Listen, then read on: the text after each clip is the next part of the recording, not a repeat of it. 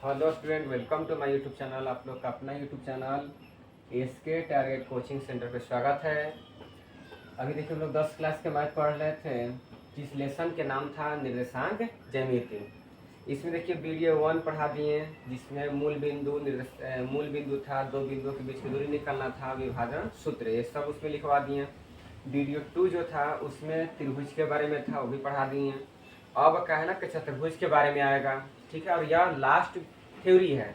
इसके बाद जो वीडियो 4 है, 5 जो भी बनेगा, 5 है, 7, 8, 9, 10 और सीधे 7.1, 7.2 ऐसे एक्सरसाइज करके रहेगा। ये वीडियो लास्ट है थ्योरी का, ठीक ना। और जो वीडियो में जो थ्योरी देखना है तो मतलब कि वीडियो 1, 2 देखिएगा, तभी आपको ये समझ में आएगा, ठीक ना। अब देखिए कभी मान लो कि 4 बिंदु दे देगा, ए के मान, बी के मान, सी के मान और डी के मान।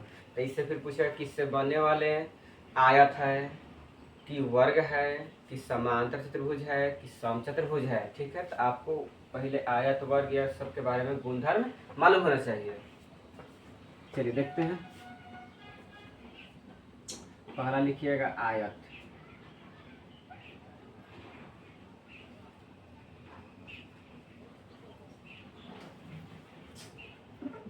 आयत के बारे में लिखिएगा।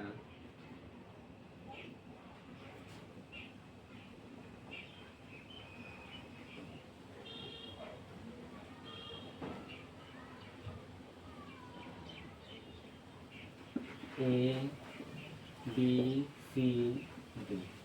देखिए आयत में क्या होता है कि आमने सामने की भुजाएं बराबर होती है। देखिए दाहिने बाएं ये भी बराबर होगा। अब देखिए हम लोग जो पढ़े हैं 7वां 8वां 9वां 10वां 9वां तक की परिभाषा में कि वैसा चतुर्भुज जिसके आमने सामने की भुजाएं बराबर हो और प्रत्येक कोण 90 डिग्री हो। यहाँ पे वो सब काम करने वाला नहीं है। यहाँ पे आपको इसके कॉन्सेप्ट को समझना पड़ेगा कि मतलब इसमें कंडीशन क्या होता है, ठीक है। यहाँ परिभाषा के काम नहीं है। इसलिए आयत, वर्ग और समान चतुर्भुज और सम चतुर्भुज के बारे में जान लीजिए। देखिए इसमें क्या है कि आमने सामने की भुजा बराबर, और इसमें दो विकर्ण जो होते हैं AC और BC, AC और दूसरा जो विकर्ण है BD, ये बराबर होता है। देखिए लिखिए कि चतुर्भुज ABCD, देखिए इसको चतुर्भुज के संकेत है। चतुर्भुज ABCD में जब AB बराबर, देखिए AB नीचे तो इसके सामने CD, AB बराबर DC लिखिए चाहे CD लिखिए, कॉमा। अब नीचे ऊपर हो गया, अब दाहिने बाएं देखिए, इधर से AD दाहिने से BC, AD बराबर BC। आमने सामने का भुजा बराबर हो गया और इसका विकर्ण भी बराबर होना चाहिए। लिखेंगे कितना था विकर्ण AC। देखिए विकर्ण कौन है, AC और है तिरछा है BD, AC बराबर BD, ठीक है। अगर इतना होता है तो वो आयत हो जाएगा। अतः चतुर्भुज ABCD एक आयत होगा। अब देखिए आयत के बाद आता है दूसरा समांतर चतुर्भुज। समांतर चतुर्भुज देखिए इसमें क्या है कि चतुर्भुज ABCD में आमने सामने के भुजा बराबर होगा, लेकिन इसमें खाली विकर्ण बराबर नहीं होगा। जो देखिए जो मिल रहा है एक जैसा गुण, उसको एक जगह रखते हैं, जिससे आयत है और समांतर चतुर्भुज दोनों के गुण आपस में मिलते हैं, खाली इसका विकर्ण अलग अलग होता है। इसलिए आयत के बाद समांतर पढ़ा दे रहे हैं, ठीक है। इसका फिर वर्ग पढ़ाएंगे तो वर्ग के जो गुण है वह सम चतुर्भुज से मिलता है। AB बराबर CD, कॉमा, यानी से AD लिखिए चाहे इधर से लिखिए। तो इधर से लिखते हैं AD, बाएं हो गया तो इधर दाहिने, AD बराबर BC। तथा विकर्ण के बारे में जानेंगे। विकर्ण जरूर खोजिएगा, मेन काम विकर्ण का है। इसमें जो विकर्ण है, विकर्ण AC बराबर BD, AC बराबर BD,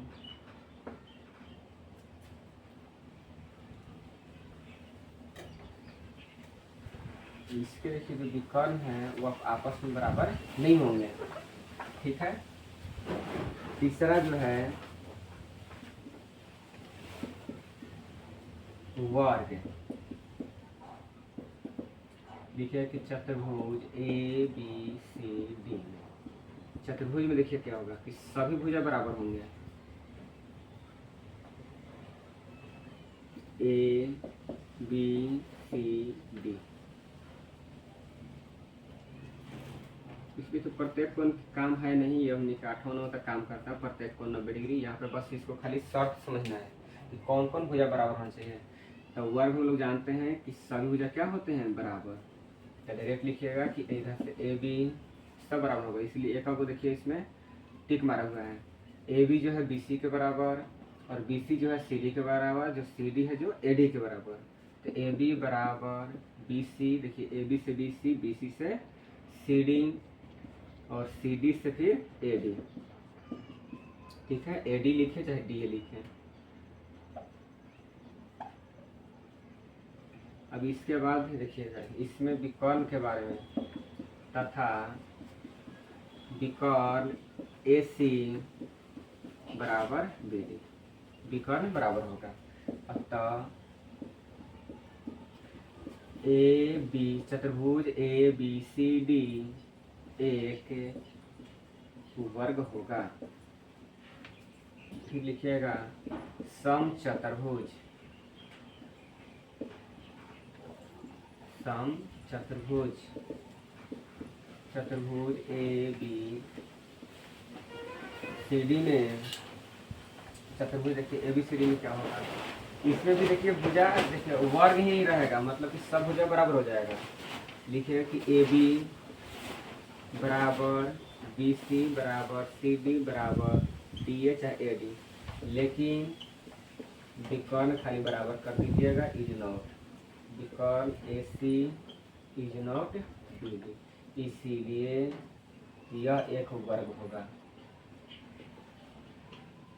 ऐसा अगर आपको गुण आता है बनाते समय बराबर में तो लिखिए क्या वर्ग हो जाएगा, ठीक है। अब इसके बाद आयत वर्ग हो गया, सम चतुर्भुज। देखिए अब इस पे क्वेश्चन पढ़ लेते हैं, ठीक है।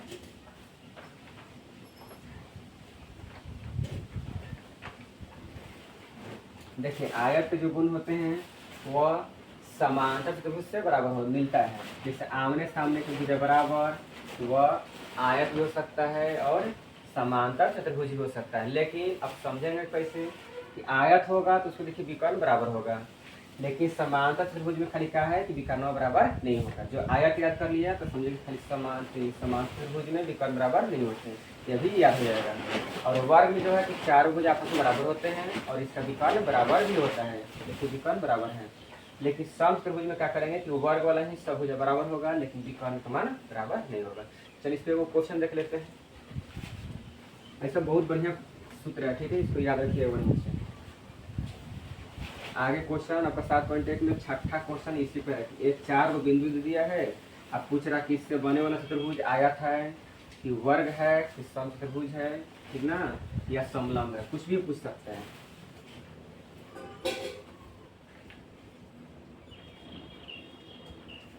चलिए देखिए मान लिया उदाहरण से ही बना लेते हैं। उदाहरण में दिया होगा, देखिए उदाहरण 2 लेसन 7 के उदाहरण 2 देखिएगा, पेज नंबर 179, उसी में से हम बना दे रहे हैं। देखिए क्वेश्चन बोल रहा उदाहरण 2 में, क्वेश्चन देखिए लिख देते हैं ताकि आपको समझने में आसानियत हो। उदाहरण 2 देखिए क्वेश्चन बोल रहा कि दर्शाइए कि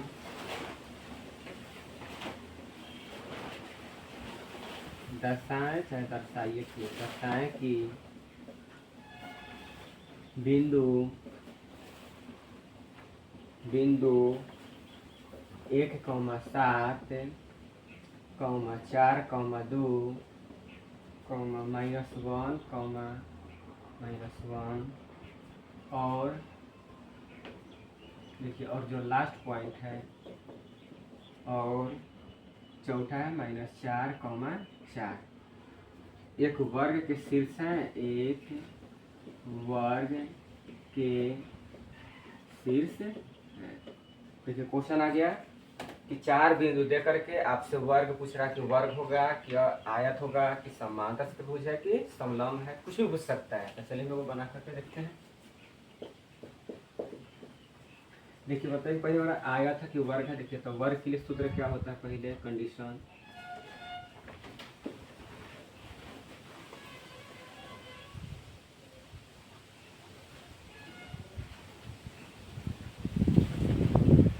लोग वर्ग में जानते हैं ये बिंदु ए, यहाँ बिंदु बी, यहाँ पे सी, यहाँ पे डी, कि आमने सामने हिस्सा भी मुझे आपस में क्या होते हैं, बराबर होते हैं। यानी ए बी निकालना पड़ेगा आपको, बी सी निकालना पड़ेगा, सी डी निकालना पड़ेगा और ए डी। अगर यह चारों भुजा बराबर है तो फिर इसके बाद विकर्ण भी निकालना पड़ेगा, ए सी और दूसरा विकर्ण बी डी। अगर ये सभी बराबर होते हैं तो समझिए कि आपका क्या हो जाएगा, वर्ग हो जाएगा। चलिए तो हम देखिए कौन कौन निकालना पड़ेगा। वर्ग मतलब सिद्ध करना है तो ए बी निकालना पड़ेगा, ए बी के बाद फिर बी सी और बी सी के बाद फिर सी डी, इसके बाद सी डी के बाद देखिए फिर ए डी, आपको ए निकालना पड़ेगा। इसके बाद इसमें हम जानते हैं कि वर्ग तब होगा कि चार भुजा बराबर होने के बावजूद भी आपको विकर्ण भी बराबर होना चाहिए। तो विकर्ण कौन होता है, ए सी और दूसरा विकर्ण बी डी, इतना आपको निकालना है। तो चलिए हम लोग ए बी निकालते हैं। पहले डाटा बना लीजिएगा कि ए बी के लिए कि कौन x1 है, कौन x2 है, कौन y1 है, सब अगर देख लीजिएगा तो समझ में आएगा। ए बी के लिए देखिए, अच्छा बिंदु पहले हम लोग दर्शा लेते हैं। चलिए तो समझाने के लिए इसको बता रहे थे। बिंदु ए के मान कौन है, आगे वाला के मान लीजिएगा तो 1,7। बिंदु दूसरा का के बी मान लीजिएगा 4,2। सी का मान -1, -1। डी जो है चौथा पॉइंट हो जाएगा -4,4। ठीक है, बस A B B C C D A D निकाल दीजिए। ए बी देखिए ध्यान से, हाई में चल रहा है। x1 y1 जनरल करते कोई भी बिंदु का मान x y में रहता है, तो x1 y1 x2 y2। तो चलिएगा x1 y1, x1 का मान कितना है, एक, पीछे वाला y होगा, x2 y2, x2 का मान 4, y2 का मान 2। इसीलिए ए बी बराबर अंडर रूट में x2 माइनस x1 के whole square plus y2 minus y1 के होल स्क्वायर। ठीक है, देखिए इतना आपको निकालना है, याद रखिएगा।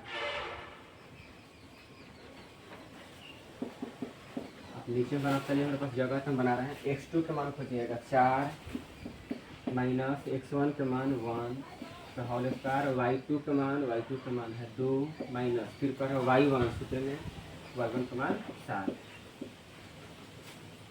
फिर इधर आइएगा, नीचे वापस चलिएगा, हम पास जगह तो हम बना रहे हैं। 4 में से घटेगा तो 3, तो 3 के स्क्वायर प्लस 2 में से 7 घटाएंगे तो जिसका बड़ा चिन्ह 5 घटेगा, 7 में से 2 तो 5, बड़ा कौन है 7, 7 के चिन्ह माइनस 3 3 के 9, 5 25, 9 और 25 कितना हो जाएगा, रूट में 34। और 34 किसी का वर्गमूल नहीं है और खंड भी नहीं होने वाला है, तो ये जस्ट का छोड़ दीजिए। पुनः इसी का सबूत क्या निकालेंगे, बी सी। देखो डायरेक्ट निकाल रहे हैं, बी सी बराबर x2 माइनस x1 के whole square plus y2 minus y1 के होल स्क्वायर। देखिए बी सी के लिए फिर इसे अपना डाटा बना सकते थे, x1 y1 x2 y2, तब समझ जाइएगा तुरंत है, क्योंकि इतना आप लोग जान गए हैं। ये देखिए x1 y1 x2 y2, ठीक है, ध्यान समझिएगा। x1 y1 है, दूसरा हो जाएगा ये पहला x1 y1, ये हो जाएगा x2 दूसरा y2। चलिए तो मान बैठिएगा, x2 का मान -1 सूत्र से माइनस x1 का मान 4 होल स्क्वायर, y2 का मान -1 माइनस सूत्र से y1 का मान 2, माइनस माइनस प्लस होता है लेकिन चिन्ह जुटेगा, चिन्ह तो माइनस का ही रहेगा, जुट करके 4 1 5 प्लस माइनस में जुटेगा लेकिन चिन्ह माइनस के, तो 2 1 3। ठीक है, 5 25 प्लस 3 3 के 9, देखिए माइनस में है 5, तो मतलब कि 2 हाली गुना करेंगे तो क्या हो जाएगा, प्लस में हो जाएगा 50 25। अब इन्हें के माइनस ले दीजिएगा, स्क्वायर होगा तो प्लस हो जाएगा। 25 9 34, 34 पर मुँह नहीं निकल पाया। अब देखिए इधर बी सी के बाद क्या निकालेंगे हम लोग, ए बी बी सी हो गया। अब देखिए आगे बढ़िएगा, फिर इसको हटा लेंगे और अब निकालना पड़ेगा सी डी। सी से चल रहा है तो इसको 1 1 करेंगे, x1 y1, ये हो जाएगा x2 कॉमा दूसरा y2। तो सी डी निकाल दीजिए, लिखेगा कि पुनः सी डी बराबर under root x2 minus x1 के whole square plus y2 minus y1 के होल स्क्वायर। देखिए ध्यान से x2 के देखिएगा मान कितना था, यहाँ पे है -4, माइनस सूत्र से x1 के मान -1, तो -1 घेर के रखिएगा कि होल स्क्वायर। फिर इसके बाद y2 का वैल्यू कितना है 4, माइनस सूत्र से y1 के मान -1, -4 माइनस माइनस प्लस हो जाएगा 1, प्लस 4 है माइनस माइनस प्लस, तो कितना है 1 है।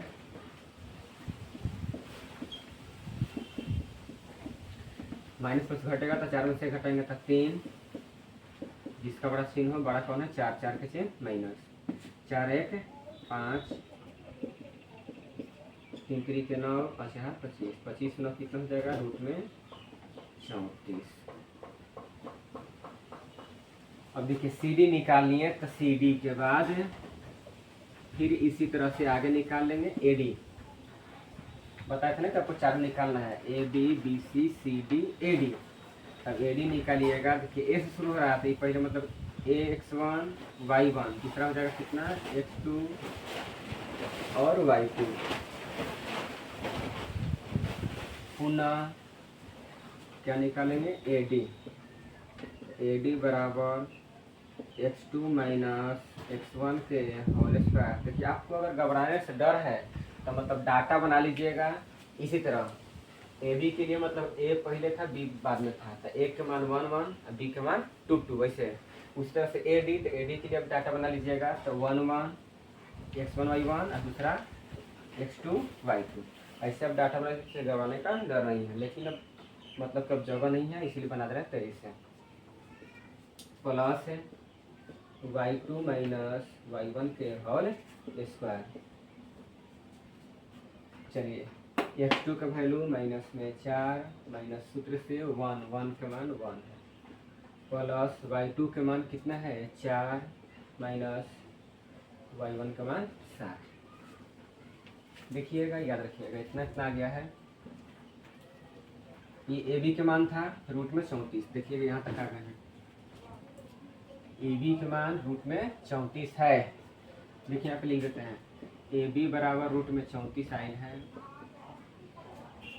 फिर बी सी का मान भी 34 आए हैं। अभी देखिए इससे मिटाएंगे इसलिए लिख रहे हैं क्योंकि हमको हटाना पड़ेगा। फिर उसके बाद सी डी की भी मान आयल था, सी डी के जो मान है वह कितना है रूट में 34। उसके बाद ए डी के जो मान है ये भी लग रहा है कि 34 ही आएगा। अब देखिए सब क्या हटाते हैं, वहाँ पर मान लिखल है ताकि हमको लास्ट में काम है। इसी से तो मालूम चलेगा कि कौन सूत्र है, मतलब समांतर है कि आयत तो वर्ग है। देखिए यहाँ से तब -4 1 5 इंटू 7 में से 4 घटेगा तो -3, जिसका बड़ा चिन्ह हो, 7 बड़ा था, 7 के चिन्ह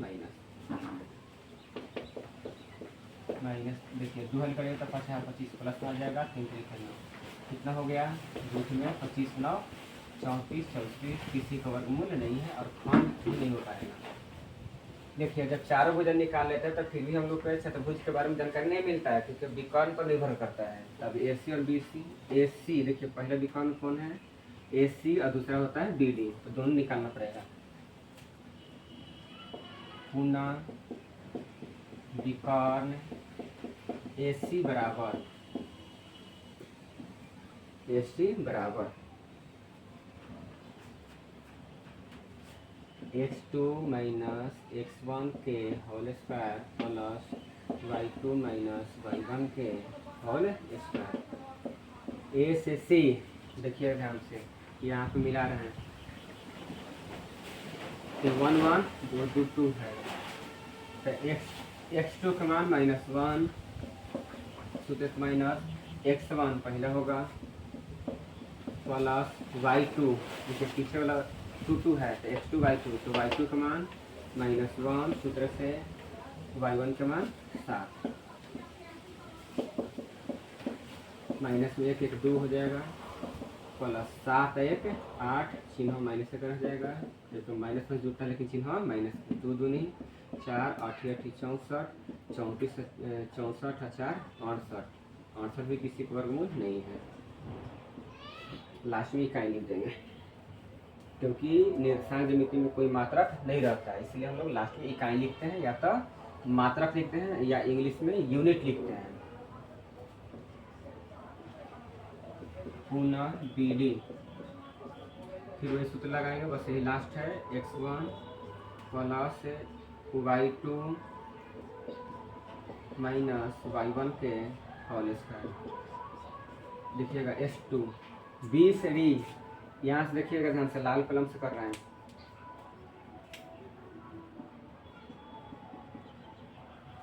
जो कर रहा है देखिएगा बी से डी, सब 1 1 होगा पहला, b1 बी के मान 1 1 और डी का मान 2 2 हो जाएगा। ठीक है, तो खोजिए वहाँ से x2 के वैल्यू -4 माइनस x1 का वैल्यू 4 प्लस y2 का मान 4 माइनस y1 का मान 2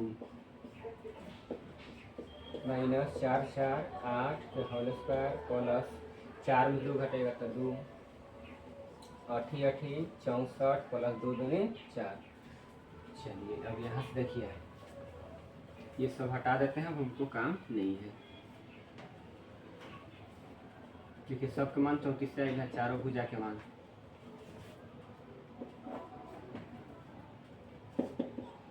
कितना हो जाएगा 64 4 68, तो यह वर्गमूल नहीं है। देखिए चारों भुजा बराबर और जो दोनों विकर्ण है AC और BD, AC का मान भी √68 और BD का मान √68, यानी चारों भुजा बराबर और विकर्ण बराबर, तो बताइए कौन चतुर्भुज होते हैं, तो वह वर्ग होता है। तो लिखेंगे, लिखे कि यहाँ चतुर्भुज ABCD में चारों भुजा बराबर है, AB बराबर BC बराबर CD बराबर AD चाहे D या कुछ भी लिख सकते हैं, लेकिन कोई चाहेगा तो AB बराबर फिर BC बराबर, सबके मान लिखेंगे तो लंबा लगेगा, इसलिए एक लिख रहे हैं कि AB के मान, BC के मान, CD के मान और AD के मान, सबके मान कितना है रूट में 34, सबके क्या लिख दिए, और विकर्ण कितना था तथा विकर्ण AC बराबर BD, दोनों का मान कितना है रूट में 68। ठीक है, आप लोग ऐसे भी लिख सकते हैं, AB बराबर √34, BC बराबर नीचे में है √34, CD बराबर √34, AD बराबर √34, फिर पुनः विकर्ण में AC बराबर तो √68 और BD बराबर 68। इतना लंबा लिखने से पहले हम 2 लाइन में लिख दिए। देखिए चार भुजा बराबर और विकर्ण बराबर, तो बताइए कौन होता है, वर्ग होता है, अतः यह वर्ग होगा। ये सिद्ध करना था, प्रूफ PROVE। अब 5 नंबर आप उठा सकते हैं, इस सब तो हटा देते हैं। चलिए देखिए, अभी तो आप पूरा मतलब कि चतुर्भुज में हम जानेंगे कि चतुर्भुज में जब 4 बिंदु देंगे तो आयत होगा कि वर्ग होगा कि समांतर होगा कि समलंब होगा, यह बता सकते हैं। यानी आज आपका थ्योरी खत्म हो चुका है। अब जो वीडियो 4 या 5 6 7 जितना भी आएगा आप सब 7.1 7.2 ऐसे क्वेश्चन कर करके आएगा। चलिए आज के लिए इतना ही, धन्यवाद।